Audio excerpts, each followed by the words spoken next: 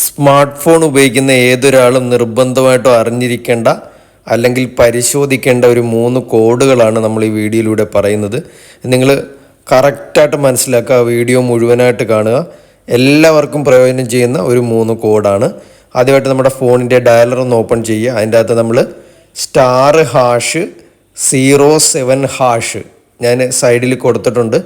*#07# എന്ന് ഡയൽ ചെയ്യുന്ന സമയത്ത് നമ്മുടെ ഫോണിൻ്റെ റേഡിയേഷൻ്റെ റേറ്റ് ഇവിടെ കാണിക്കുന്നതായിരിക്കും. ഇതിൽ 1.6 വരെ നോർമൽ റേറ്റാണ്. 1.6ന് മുകളിലേക്കുള്ള റേഡിയേഷൻ റേറ്റ് ആണെങ്കിൽ നിങ്ങൾ കിടന്നുറങ്ങുമ്പോഴും മറ്റും നിങ്ങളുടെ തലയുടെ അടുത്ത് ഫോൺ വെച്ചിട്ട് ഉറങ്ങുന്ന ആൾക്കാരാണെങ്കിൽ കുറച്ച് മാറ്റി വയ്ക്കുക. റേഡിയേഷൻ കുറച്ച് കൂടുതലാണ്. പ്രഥമ ദൃഷ്ടിയ നമുക്ക് പ്രശ്നങ്ങളൊന്നും ഇല്ലെങ്കിലും ചെറിയ രീതിയിലുള്ള മൈഗ്രെയിനും പ്രശ്നങ്ങളും ഉണ്ട്. അതുകൊണ്ട് ഫോൺ മാറ്റി വെച്ചിട്ട് ഉറങ്ങുക. രണ്ടാമത്തെ കോഡെന്ന് പറഞ്ഞത് വീണ്ടും ഡയലർ ഓപ്പൺ ചെയ്യുക. *#06# നമ്മുടെ ഫോണിൻ്റെ IMEI നമ്പർ ചെക്ക് ചെയ്യുന്ന കോഡാണ്. അപ്പോൾ ഈ ഒരു കോഡ് നമ്മൾ ഡയൽ ചെയ്ത് കഴിഞ്ഞാൽ നമ്മുടെ ഫോണിൻ്റെ IMEI നമ്പർ വരും. ഒരു സിം ഉണ്ടെങ്കിൽ ഒരു IMEI നമ്പരും, 2 സിം ഉണ്ടെങ്കിൽ 2 IMEI നമ്പർ വരും. അപ്പോൾ നമ്മളിത് രണ്ടും എവിടെയെങ്കിലും ഒന്ന് എഴുതി വയ്ക്കുക. നമ്മുടെ ഫോൺ നഷ്ടപ്പെട്ട് കഴിഞ്ഞാൽ നമുക്ക് നമ്മുടെ ഫോണിൻ്റെ ലൊക്കേഷൻ ട്രേസ് ചെയ്യണമെങ്കിൽ നമുക്ക് IMEI നമ്പർ അത്യാവശ്യമാണ്. പല സന്ദർഭങ്ങളിലും നഷ്ടമായ ഫോണുകൾ പലർക്കും തിരിച്ചു കിട്ടാത്തത് ഈ IMEI നമ്പർ അറിയാത്തതുകൊണ്ടാണ്. അതുകൊണ്ട് നിങ്ങൾ എത്രയും പെട്ടെന്ന് നിങ്ങളുടെ ഏതെങ്കിലും പ്രധാനപ്പെട്ട രജിസ്റ്ററിൻ്റെ അകത്ത് ഈ 2 IMEI നമ്പറുകൾ എഴുതി വയ്ക്കുക. എഴുതി വെച്ച് കഴിഞ്ഞാൽ ഫോൺ നഷ്ടപ്പെട്ട് കഴിഞ്ഞാൽ നമുക്ക് IMEI നമ്പർ ഉപയോഗിച്ചിട്ട് ഫോൺ ട്രേസ് ചെയ്ത് കണ്ടുപിടിക്കാൻ പറ്റുന്നതായിരിക്കും. അടുത്ത 3ാമത്തെ കോഡെന്ന് വെച്ചാൽ കോൾ ഫോർവേഡിങ് മനസ്സിലാക്കുന്ന ഒരു കോഡാണ്. അപ്പോൾ അതിനുവേണ്ടി ഡയലർ ഓപ്പൺ ചെയ്യുക. അതിൻ്റെ അകത്ത് #002# എന്ന് ഡയൽ ചെയ്യുക. #002# എന്ന് ഡയൽ ചെയ്യുക. ഈ കോഡ് നമ്മൾ ഓൾറെഡി ഡയൽ ചെയ്യേണ്ടി വരും. മറ്റേ 2 കോഡുകളും ഓട്ടോമാറ്റിക്കായിട്ട് കീപാഡിൽ അടിക്കുമ്പോൾ തന്നെ ഡീറ്റെയിൽസ് വരും.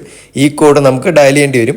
എത്ര സിം ഉണ്ട് ആ സിം 2ൽ നിന്നും ഡയൽ ചെയ്യുക. ഞാൻ ആദ്യത്തെ സിമ്മിൽ നിന്ന് ഡയൽ ചെയ്തു ആ കോഡ്. ഇനി നോക്കാം എന്താണ് സംഭവിക്കുന്നതെന്ന്. അപ്പോൾ നമുക്കിവിടെ ഒരു നോട്ടിഫിക്കേഷൻ മെസ്സേജ് വന്നുണ്ടോ, call erase was successful, call forwarding erase was successful എന്നുള്ള മെസ്സേജ് വന്നു. അപ്പോൾ നമ്മുടെ ആദ്യത്തെ സിമ്മിൽ നിന്ന് ആരെങ്കിലും നമ്മളറിയാതെ കോൾ ഫോർവേഡിങ് ചെയ്ത് വെച്ചിട്ടുണ്ടെങ്കിൽ അത് കംപ്ലീറ്റ് ഇതേപോലെ ഇറേസ് ആയി പോകുന്നതായിരിക്കും. ഒരുപാട് ആൾക്കാരുടെ കോൾസ് ഇതേപോലെ ഫോർവേഡ് ചെയ്ത് വെച്ചിട്ട് അവരുടെ രഹസ്യ കോളുകൾ പലരും ലീക്കാക്കി എടുത്തിട്ട് ഒരുപാട് ബുദ്ധിമുട്ടുണ്ടാകാറുണ്ട്. അപ്പോൾ നമ്മൾ ഈ കോഡ് ആദ്യത്തെ സിമ്മിൽ നിന്ന് ഡയൽ ചെയ്യുക. എന്നിട്ട് അതേപോലെ തന്നെ വീണ്ടും ഈ കോഡ് ഒന്നുകൂടെ ഡയൽ ചെയ്യുക. #002# എന്ന് ഡയൽ ചെയ്തിട്ട് 2ാമത്തെ സിമ്മിൽ നിന്ന് കോൾ ചെയ്യുക. കണ്ടോ, ഇവിടെ 2 സിമ്മുണ്ട്. ആദ്യ സിമ്മിൽ ഞാൻ ആദ്യം ചെയ്തു. ഇനി 2ാമത്തെ സിമ്മിൽ നിന്ന് ചെയ്യുക.